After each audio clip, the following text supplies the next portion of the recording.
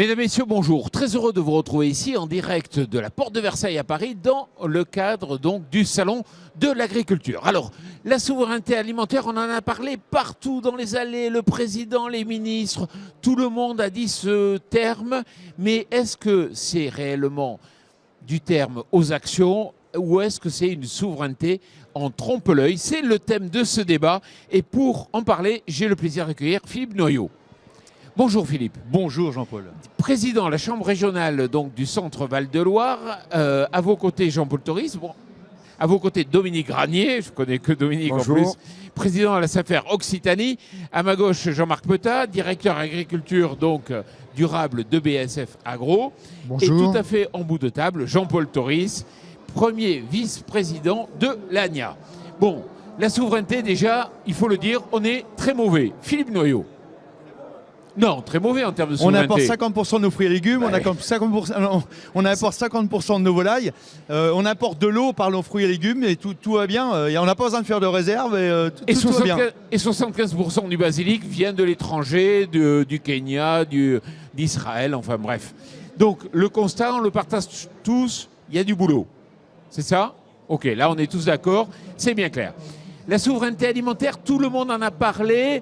Est-ce que vous avez senti que c'était uniquement se gargariser avec ce mot ou est-ce que c'est réellement une prise de conscience de la part de nos gouvernants?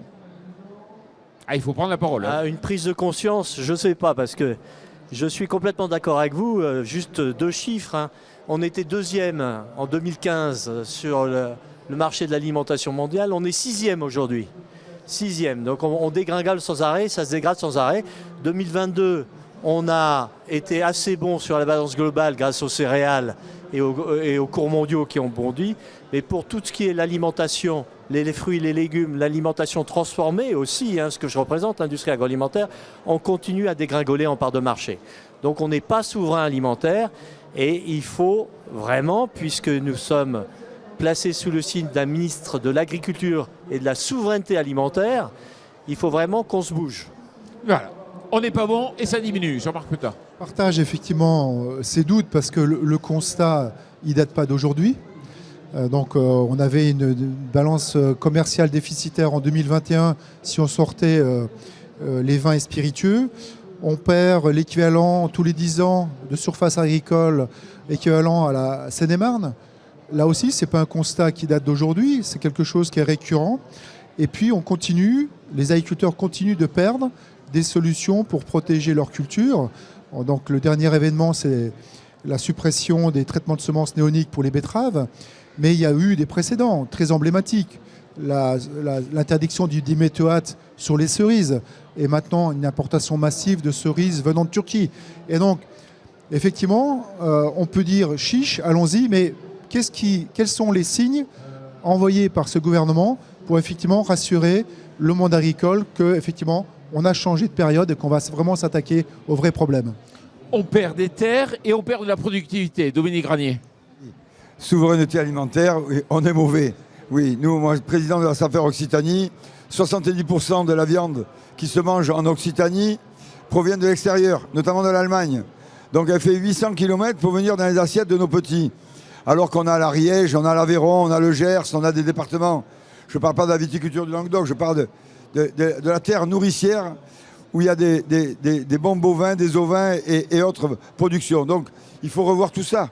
Il faut revoir tout ça. Et puis, je crois que le monde, on a une illusion suite au Covid où on a vendu, je dirais, les AMAP, les services courts, les circuits courts, tous les magasins du coin. On dit que bon, ça y est, ça marche. Et puis, quand le Covid est terminé, tout le monde est revenu à ses origines, au prix.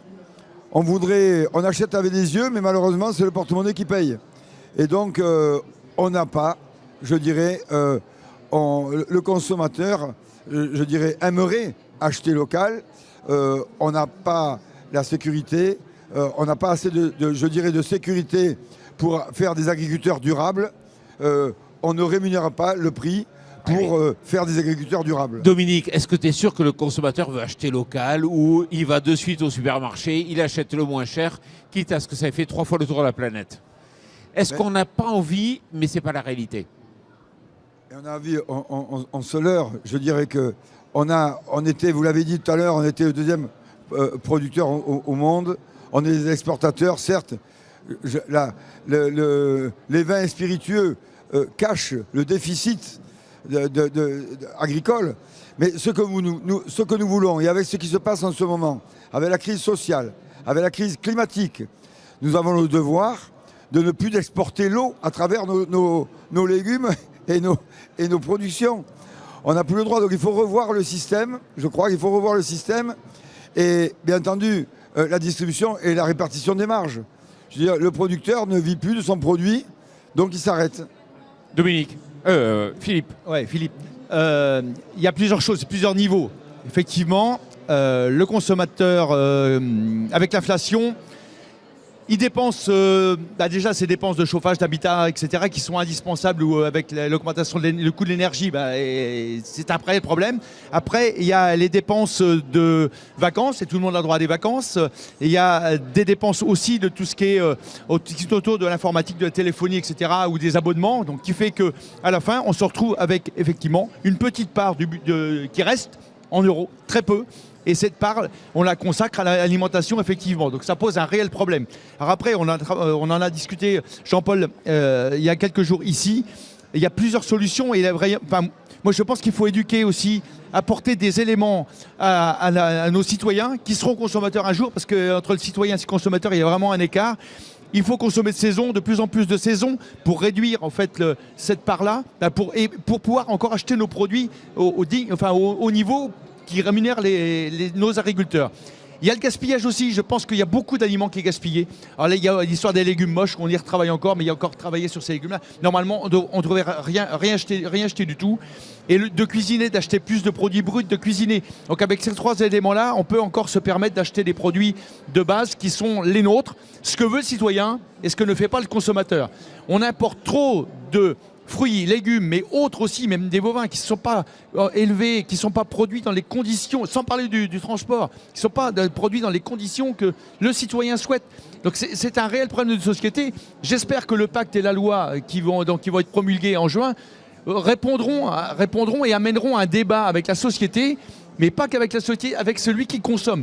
Si on ne signe pas de pacte entre ce que l'agriculture peut produire, au coût elle peut le produire, et avec le modèle d'agriculture, je ne sais pas si on en parlera tout à l'heure, mais si on ne signe pas ce pacte-là, il n'y aura pas de souveraineté alimentaire, c'est pas possible, puisque les produits les moins chers, ils sont produits dans des conditions qui ne sont pas du tout les nôtres, avec de l'eau importée. Nous, on a du mal à faire des réserves en France, eh bien on importe de l'eau d'Espagne, c'est pas loin l'Espagne. C'est 45% de surface est préservée en Espagne pour nous exporter ces légumes-là. Mais est-ce que tu crois que ce n'est pas que des paroles? Il y a une loi qui a bien marché, c'est la loi sur l'accélération pour les énergies renouvelables. À un moment donné, il fallait mettre un coup d'accélérateur et on l'a fait. Pourquoi on ne le fait pas pour la souveraineté alimentaire? Non, mais il ne faut pas le faire par l'argent. Enfin, il faut le faire par le pacte, cette signature. Mais effectivement, c'est subjectif, parce que si on le fait que subjectif en disant oui, les citoyens qui vont signer, parce que c'est les ONG qui vont venir signer, si ils disent oui, on signe, mais en fait, dans l'acte d'achat, c'est l'acte final. On sait bien qu'un consommateur un citoyen qui rentre dans une grande surface et on lui pose la question de ce qu'il va acheter, le même qui est consommateur au retour, on lui pose la question et c'est pas du tout la même chose qui est dans le panier. Jean-Paul? Le prix, effectivement, tout le monde en parle en ce moment, hein. Moi, je crois que la première réponse, c'est le président qui l'a dit samedi à l'inauguration du salon. Une alimentation saine et durable, ça doit avoir un prix juste. Et oui, il y a un problème d'inflation, mais ce n'est ni aux revenus des agriculteurs, ni aux marges des industriels ça a été démontré par une étude de l'Inspection générale des finances, ni aux marges des industriels d'être encore mises sous pression. Donc oui, il faut trouver des solutions pour aider les plus modestes à continuer à accéder à cette alimentation saine, durable et française. Mais ces solutions-là, elles passent aussi par comprendre que nous sortons de 20 ans de déflation des prix alimentaires. Vous voyez, moi, je suis un industriel laitier, hein. Un camembert, ça valait 10 francs quand on a créé l'euro en 2000. Ça valait en 2021 1,50 €. Cherchez l'erreur. Qui a été comprimé pendant ces plus de 20 ans?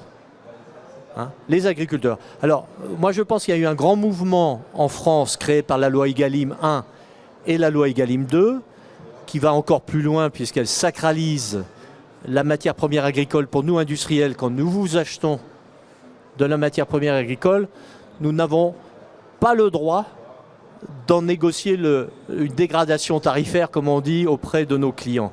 Et ça a marché. Et je crois que 2022 a été une année positive pour le revenu des agriculteurs. Et c'est très important pour la souveraineté, pour finir, parce que si on est pauvre, affaibli et mourant dans notre propre pays, on perdra notre souveraineté. Jean-Paul, il faut aller plus loin là, il faut aller plus direct. Vous êtes comprimé là actuellement, même la FNSEA, même Christian Lambert vous défend, parce qu'on est en train peut-être de déconstruire ce maillon de la transformation et la souveraineté, c'est aussi de conserver en fait les usines et l'agroalimentaire. Vous demandez les clauses miroirs, elles sont où? Alors ça, c'est un vrai sujet que vous faites bien d'aborder pour la souveraineté alimentaire. Nous sommes engagés, nous, les agriculteurs français, les industriels français, pour une alimentation saine, durable, respectant des conditions de protection de l'environnement, des conditions sociales, des conditions de bien-être animal qui sont fortes. La plus grande hypocrisie qu'il y a eu dans le projet Farm to Fork de l'Europe, c'est de dire oui, on va être vertueux en Europe, mais on va exporter notre bilan carbone à l'autre bout du monde et le laisser re-rentrer en Europe. Je vais vous donner un chiffre. Les émissions de gaz à effet de serre de l'alimentation française ont baissé de 25% entre 2005 et 2019. Pendant ce temps-là, les émissions de gaz à effet de serre importées ont augmenté de 15%. Morale, quand vous regardez la chaîne alimentaire française, 46% de nos émissions de gaz à effet de serre sont importées. Et aujourd'hui, l'Europe passe des accords bilatéraux d'importation qui ouvrent les portes sans clause miroir, sans contrepartie, sans vérifier si ce qu'on importe est soumis aux mêmes contraintes sociales et environnementales. Donc ça, c'est contraire à la souveraineté, donc évidemment. Et on est bien dans une souveraineté alimentaire, on trompe l'œil. Jean-Marc Petard. Oui, je pense qu'il faut qu'on aille au-delà du prix d'achat par le consommateur. Parce que c'est un éternel débat, et tu l'as dit toi-même, le consommateur, il va vouloir chercher toujours le prix le plus bas. Moi, je pense qu'il faut qu'on revienne sur une vision stratégique de l'agriculture française pour les 20 ans qui viennent. C'est quoi notre ambition? C'est pas seulement de produire pour les consommateurs français, c'est aussi d'exporter. On a certaines filières d'excellence sur lesquelles il faut qu'on continue d'exporter. Il faut effectivement qu'ensuite qu'on mette les conditions d'investissement des agriculteurs, de préservation des sites de production de l'agroalimentaire. Je parle pour ma paroisse de préservation également des sites de production de produits phytosanitaires en France. Si on fait un parallèle avec ce qui s'est passé avec le Covid et l'industrie pharmaceutique, tout d'un coup on s'était aperçu que depuis 20 ans, on avait découragé les industriels de la pharmacie d'investir en France, et tout d'un coup on s'est retrouvé sans vaccin, sans Doliprane, sans masque. Mais c'est cette catastrophe-là qu'on est en train de vivre pour l'agriculture. C'est-à-dire qu'à un moment donné, c'est l'ensemble du système industriel qui est en train d'être déstabilisé, parce que quand les agriculteurs sont déstabilisés, c'est l'ensemble du système industriel qui est déstabilisé. Et c'est cette stratégie qu'il faut que le gouvernement engage avec l'ensemble des acteurs, les agriculteurs, les industriels de l'amont, les industriels de l'aval, pour se dire c'est quoi notre feuille de route dans les 20 ans qui viennent. Parce qu'il va falloir remotiver les entreprises multinationales comme BASF à réinvestir en France, avec tout ce qui s'est passé. Et c'est ça notre enjeu. Et l'enjeu du prix, c'est un micro aspect. Il faut qu'on redémarre les discussions avec le gouvernement autour d'une table avec cette ambition-là. Et cette ambition, je ne la vois pas aujourd'hui encore. Peut-être que je me trompe. Pourquoi elle n'est pas là? Pourquoi le gouvernement parle de souveraineté? On a un ministre de la souveraineté. Et pourquoi la réalité n'est pas là? Parce que le gouvernement, il gère le court terme. Il a éteint l'incendie, les menaces de manifestation des agriculteurs. Et donc tout d'un coup, il s'est dit, il faut que j'amène une solution, ce pacte d'innovation, qui est une excellente idée, mais qui est une petite partie de la problématique. Il faut qu'on demande au gouvernement de redémarrer avec un plan stratégique ambitieux, en mettant l'ensemble des acteurs autour de la table, et pas que l'INRAE. Je vais être un peu provocateur, pas que l'INRAE. C'est-à-dire que ça ne descend pas uniquement de l'INRAE, c'est ça? L'innovation, elle vient des agriculteurs, elle vient de l'aval, elle vient de l'amont. Il faut que tous les acteurs soient présents. Messieurs. Oui. Nous, vous avez raison. nous avons le devoir de penser à la prochaine génération et non pas à la prochaine élection. D'accord? Donc on a besoin de travailler au plus près. Maintenant, une fois qu'on a dit ça, je pense que c'est bien l'exportation. Mais nous, on a créé une maison de producteurs dans le Gard. Une maison de producteurs qui fait 7 millions de chiffre d'affaires et qui fait une... Je n'oppose pas les deux, il faut les deux, le local exactement. Et l'export. Exactement, mais je dirais, on a essayé de réunir et de changer les façons de faire, d'acheter la collectivité, que nos enfants mangent mieux dans les cantines. Voilà, et donc, on s'est aperçu, alors, avant le Covid, c'était facile, pendant le Covid, c'était très facile, et après, ça devient un peu plus difficile. Et mon idéal, c'est de dire, il faut passer de la fourchette à la fourche. De quoi on a besoin? De producteurs? Ok. De production? Ok. Quelle production? Des tomates, des carottes, des pommes de terre? On va trouver les terres avec la SAFER. En convention de mise à disposition des cultures annuelles, c'est possible. On va trouver avec les chambres d'agriculture, les points d'accueil d'installation, des agriculteurs. On va les trouver, il y en a. On va trouver des coopératives. On va trouver ce qu'on ne trouve pas, c'est le prix rémunérateur avec la quantité. Et ça fera des agriculteurs durables. C'est-à-dire qu'ils font de l'économique, de l'environnement, parce qu'il faut en faire, et du social. Ouais, parce que quand on fait des légumes et autres, moi je ne trouve pas, et je suis syndicaliste, même syndicat, je ne comprends pas comment on n'est pas assez aidé les producteurs de légumes. On aide les céréaliers, on aide les laitiers, on aide les vignerons que je suis pour planter 1 hectare de vigne, et les légumes, moralité, on exporte, on importe 60% Philippe de légumes. Noyau, on a oublié les légumes? Les légumes, c'est compliqué parce qu'il faut de l'eau pour arroser nos légumes et effectivement, on a du mal à créer des réserves parce qu'il y a des lobbies qui sont contre la réserve d'eau et on va acheter cette eau importée, j'ai dit tout à l'heure. Et après, c'est les moyens de production. C'est qu'en fait, ce sont des petites filières. Et on a des problématiques importantes. Il y a plus de 30 légumes différents. Et pareil, en arbo, il y en a un peu moins. Et chaque légume a sa spécificité. On a besoin... Alors, avec le changement climatique, on a des problèmes d'insectes, de maladies. Et on n'a pas de matière active, donc chimique, peu. Elles sont toutes enlevées les unes après les autres, sans solution. Alors, il y a un plan de souveraineté, le fruits et légumes qui a été proposé, avec de l'argent pour la recherche. Mais si on n'a pas de recherche pour nous accompagner, pour trouver des variétés résistantes, aussi bien au climat qu'aux maladies, qu'aux insectes, effectivement, on est droit dans le mur et on va plutôt encore importer plus de fruits et légumes. Alors après, tu as parlé tout à l'heure de la main-d'œuvre, c'est aussi le problème. Il faut la mécaniser. Pour moi, c'est la robotisation, c'est la mécanisation, c'est l'innovation qui va nous permettre de produire plus de légumes et de fruits et légumes en France.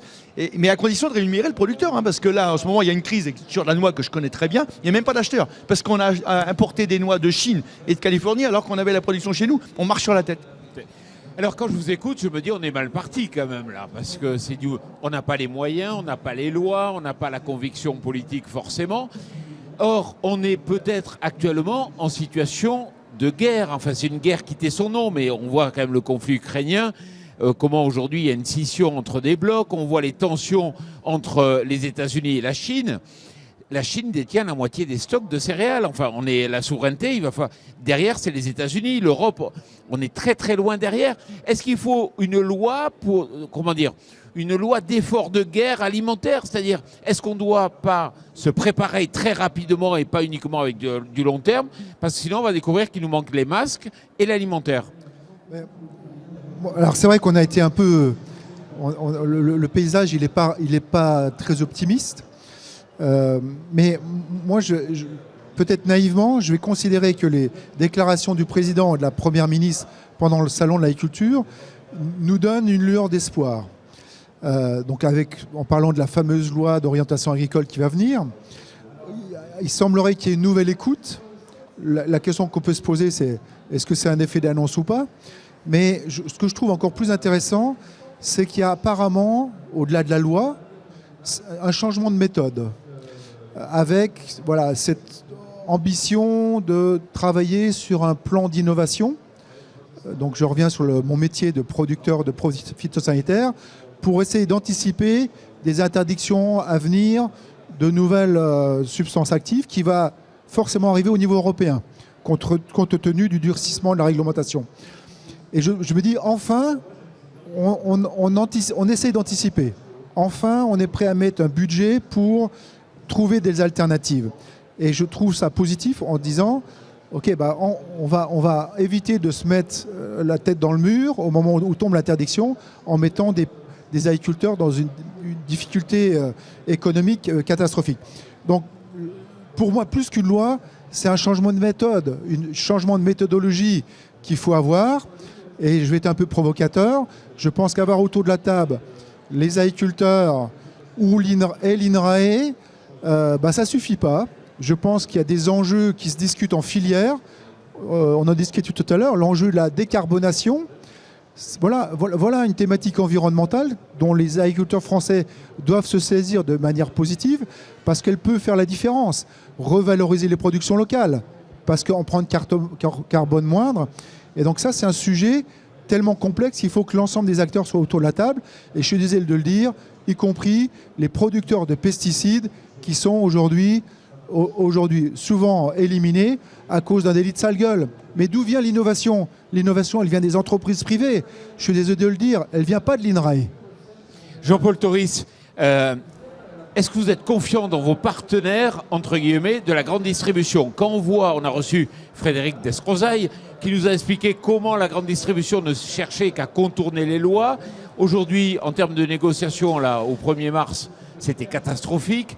Est-ce que vous pensez que vous allez vous en sortir? On est le 2, c'est un jour spécial. Donc à l'ANIA, on fait des sondages pour savoir comment ça s'est passé. Eh bien, ça ne s'est pas bien passé. Nous n'avons pas obtenu la revalorisation nécessaire pour compenser les inflations très fortes que nous avons eues, en particulier sur l'énergie, les emballages, etc. Donc ça ne s'est une nouvelle fois pas bien passé. Et aujourd'hui, on va voir combien d'accords sont signés. Et ça va être une journée probablement qui se terminera avec beaucoup d'industriels qui n'ont pas pu signer leurs accords avec les grands distributeurs. On verra. Moi, je pense quand même, pour redonner une touche positive sur cette souveraineté, que la guerre a été un électrochoc salutaire pour la France et l'Europe. Parce que les citoyens que nous sommes, nous avons tous découvert que ça n'était pas si naturel et évident que ça, de disposer d'une alimentation abondante, variée, pas chère, et qu'on pouvait avoir des pénuries, qu'on pouvait manquer. Alors, pour nous qui sommes quand même un pays riche, cette pénurie, ce manque se traduit par des prix très élevés. Parce que quand l'offre et la demande sont déséquilibrées, on s'est aperçu que ce n'était pas évident, qu'on pouvait ne plus avoir de moutarde, vous voyez. Et donc, je crois que ça a été un électrochoc qui a dit l'alimentation à n'importe quel prix bas et de n'importe où qu'elle vienne et dans n'importe quelle condition de production, ça ne peut plus durer. Donc je crois qu'on le dit, ça a été un électrochoc des citoyens, des gouvernements. Pouvoir nourrir sa population de façon souveraine, c'est essentiel. Ne pas dépendre des autres pays pour pouvoir nourrir ses citoyens, c'est essentiel.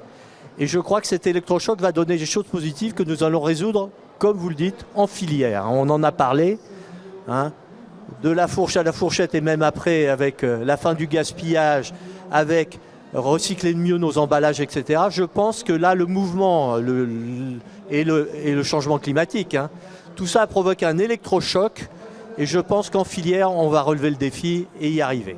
Alors, on arrive au terme de cette émission. Messieurs les agriculteurs, confiants ou souveraineté en trompe-l'œil? Non, mais je suis confiant. Je suis confiant si on se met tous autour de la table et toute la filière. Ce qui n'est pas le cas. Et je suis confiant si on laisse la possibilité de s'installer sur tous les modèles possibles. Il faut bien privilégier effectivement le modèle de proximité pour vendre à ses voisins. Mais ça marche que pour vendre à ses voisins. Il faut surtout qu'il n'y en ait pas de trop non plus. Chez mon voisin, il peut peut-être témoigner parce que je pense qu'il faut un petit peu de vente directe aussi. Et le reste, il faut travailler avec les transformateurs et les distributeurs pour cette partie de masse. Et cette partie de masse qu'on doit produire le mieux possible, au moins cher possible, pour que tous les maillons de la chaîne puissent se rémunérer, y compris l'agriculteur, parce que sinon ça ne marche pas. Et quand l'agriculteur n'est pas rémunéré, effectivement, il coupe ses arbres, et effectivement, les fruits et les légumes, on va les acheter à l'extérieur de la France et même de l'Europe, parce qu'on peut parler Europe aussi. J'espère qu'on sera une vraie Europe un jour. Donc moi j'y crois, mais il faut surtout laisser les filières, les différents modèles s'installer. On veut nous emmener dans un seul modèle, qui est l'agriculture vivrière, qui vend à ses voisins. Ça, ce n'est pas possible. Dominique. C'est pas les agriculteurs qui sont vraiment l'agriculture. C'est la société. la société doit se mouiller. C'est-à-dire que les politiques locales, régionales et nationales doivent se mouiller pour les agriculteurs. Les agriculteurs, vous savez, on est 400 000. J'étais en Allemagne il y a 3 semaines voir le secrétaire à l'agriculture. Ils sont 200 000 agriculteurs. Et il y a 8 000 agriculteurs de moins par an. Dans 20 ans, il n'y en a plus. Donc qu'est-ce qu'on veut? Alors, on veut une agriculture sans agriculteurs. J'étais avec Bertrand Hervieux dernièrement, on a débattu. Oui, il y a des firmes. Oui, il y a des faire-valoir indirects et directs. Mais il y a aussi une agriculture familiale qu'il faut préserver. Alors, il faut de tout, bien entendu. On ne va pas vendre comme notre voisin, on ne va pas vendre en autarcie. Il faut des coopératives fortes, il faut un côté associatif, mais n'oubliez pas quand même que c'est le consommateur qui achète. C'est le consommateur et il faut former le consommateur. Donc, à un moment donné, le politique, quand il veut, dans les cantines qu'on mange mieux, il peut le faire. Quand on veut aller vite, on fait des autoroutes, on met des millions d'euros. Quand on veut aller lentement, on met des ronds-points. On fait lentement. Si on veut manger mieux, il faut que la collectivité puisse donner un peu plus d'argent à nos agriculteurs. On va clore le débat avec la question du titre. Souveraineté alimentaire en trompe-l'œil, vrai ou faux actuellement, Jean-Paul Toris? Vrai ou faux? Pour le moment, Ouais. Pour le moment. on reste pour la balance commerciale, un des secteurs, grâce au vin, grâce aux céréales, qui est le 3e contributeur à la balance commerciale française. Vrai Ça, ou faux? c'est la réponse vraie, mais partielle. Pour tout le reste, on est en déficit, donc on n'est pas souverain. Jean-Marc Pettat, vrai ou faux? Faux. Mais je laisse quand même le bénéfice du doute. Il est tout récent, il date des dernières annonces. Si vraiment, et c'est là où je changerai d'avis, pour dire oui, effectivement, on soucie la souveraineté alimentaire, que s'il y a un changement de méthode de travail. Je donne juste un exemple. Si vraiment le gouvernement veut changer les choses, il doit s'engager immédiatement à geler tous ces projets de surréglementation qui sont dans les mains de l'administration et qui sont en train d'être mis en place.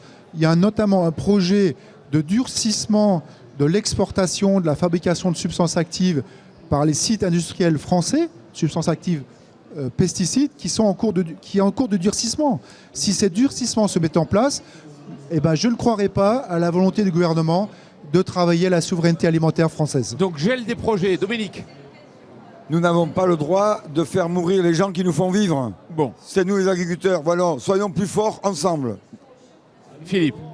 À un moment, on n'y est pas, mais je suis persuadé qu'il y a des annonces qui sont fortes. On sera contributeur, donc oui pour l'avenir. Proche. Vous êtes optimiste. Merci beaucoup d'être venu ici donc sur ce plateau pour débattre de cette question et puis surtout merci à vous.